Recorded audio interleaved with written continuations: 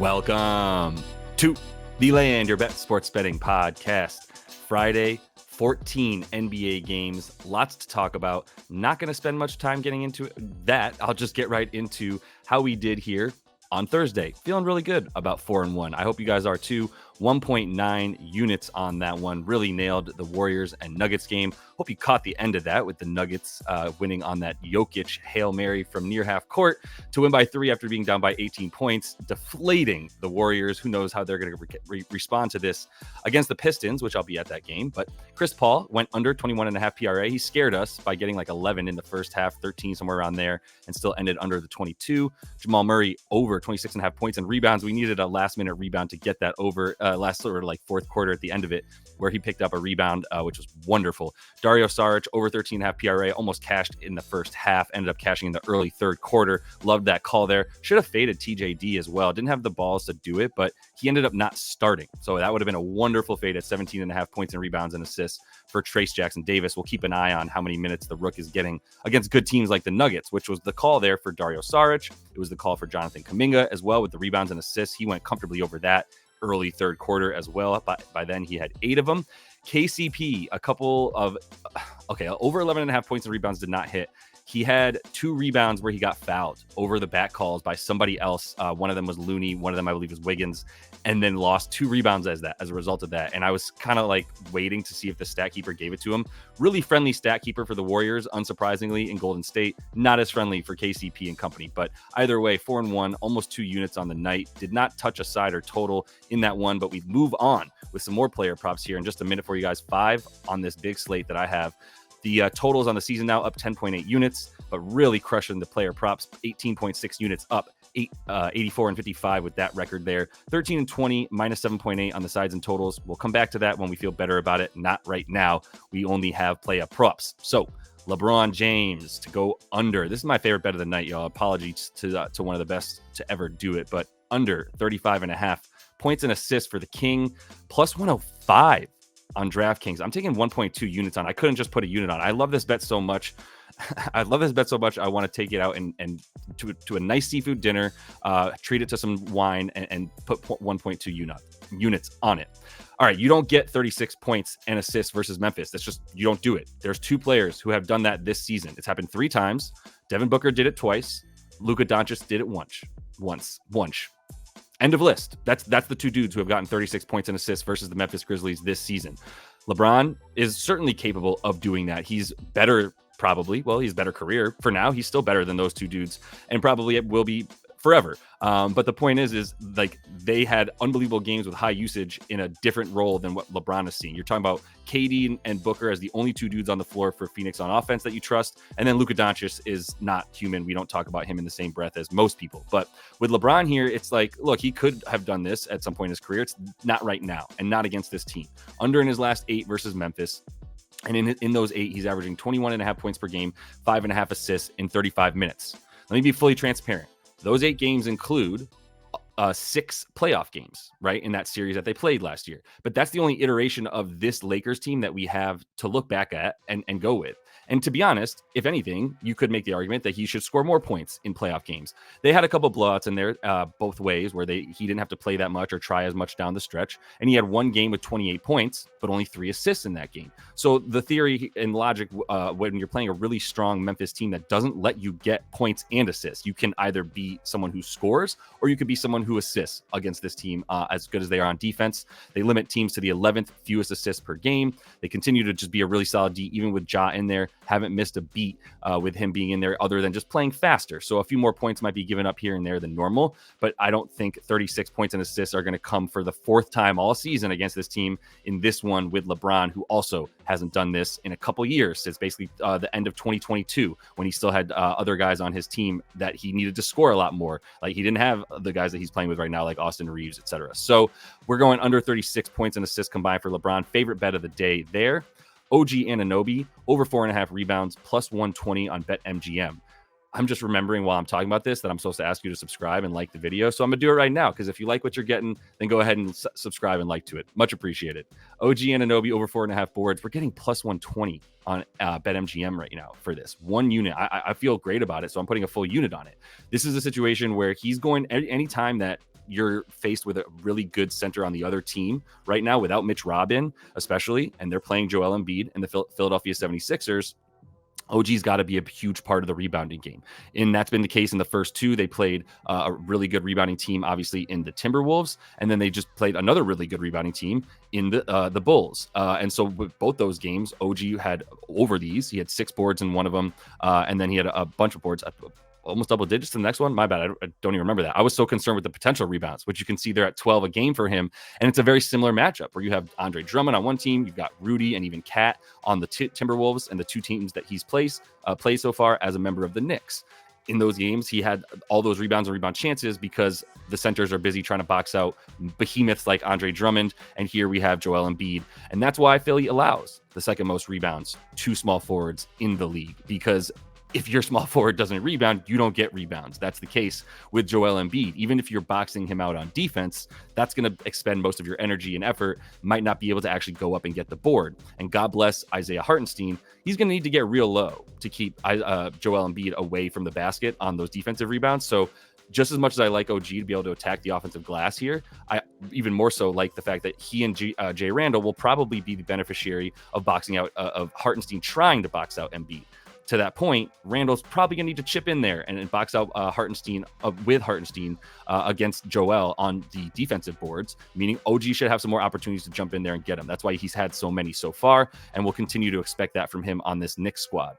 Sticking to that Knicks game here, I love JB's assist. I've been talking about it. I haven't given it to you yet. It's gone up 1 since then. I mean, we have no juice. It's basically gone up 2 because it's minus 148 on Bet Rivers. Rather than put the 1.5 on it, I'm also going to just put a unit on that and then put 0.3 units on it for him to get 10 plus assists. Philly's good at limiting assists, and Philly's good at limiting point guards in general, but they're much better at limiting point guard points than they are point guard assists, to be honest. But in this one, it's a similar thing. This is a new look Knicks team, right? So OG on the Knicks, much better rebounder. I think he's going to continue to be that than he was on the Raptors, where the Raptors are just full of dudes like OG. And so when they're all doing the same stuff that OG does, it was like, well, what do I do now? I don't really have skills outside of being an incredible rebounder, defender, and open catch and shoot 3-point shooter, right, for OG. So now that he's not in that situation, it's very clear what his job is. Go attack the offensive glass and get the dirty rebounds that our center and Julius Randle are not able to accumulate, right? That's what he's doing. So for JB, it's a similar situation now. There's no Mitch Rob. Now he has an awesome 3-point shooter in the corner in OG, and he's got more Dante DiVincenzo, another really good shooter who's playing a lot more shooting guard, a lot less Quentin Grimes. So when Jalen Brunson is driving, he feels a lot better about passing, right? So that's how he and OG are sort of integrating themselves into this new look Knicks team. Is Jalen Brunson's turning into a true point guard with 21 potential assists in his first 2 games combined, not combined, on average. He's averaging 21 potential assists in these first 2 games as a Knick. That's why he's got these insane rebound games with 13 rebounds.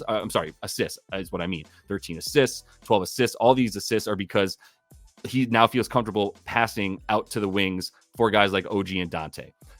Last season versus Philly, it's just another awesome situation. Like, not only is everything turning right for him to get assists because of the new look Knicks, also against Philly, this is what he does, and it's because you don't get to the rim. So last year against Philly in a couple games, 8.5 assists per game gets us over this 7.5. The 15 potential assists there as well that he's had against them is because of the same thing that happens to most point guards against the Sixers. You get into the lane, you want to try a floater, Joel's there. He's quicker than you even realize. So then you have to pass out. When you have RJ Barrett in the corner, not as sexy or appealing to pass out, and you might as well just take a contested shot at that point because RJ can't shoot from 3. So he's not getting to the rim, but he is going to have good shooters. So we'll take him to get the assist and a little ladder there to get 10 plus on DraftKings. And then we will go with Kawhi Leonard and over 32.5 points and rebounds for Kawhi, because look, I just, in this one against the Pellies, like, it's tailor-made for him to really try.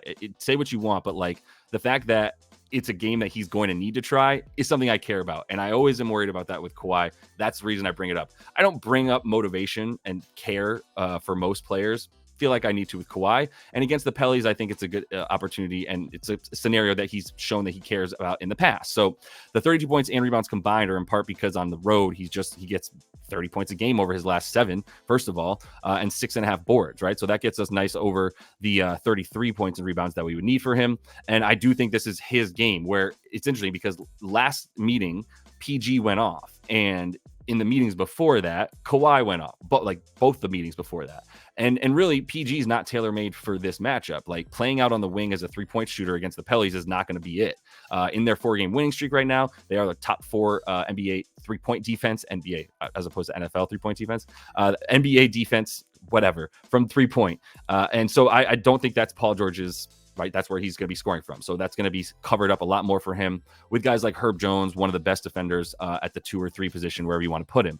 That's where PG is going to be. Kawhi is going to be banging a bit more down in the post, and there's not a good matchup for him there, right? If he's in about the 12 to 15 foot range down on the baseline or extended elbow and anywhere in there, yeah, there's no one on that team that you feel good about guarding him. Brandon Ingram, as long as he is not nearly as strong as Kawhi. So if Brandon Ingram's on him, he's going right down to the baseline.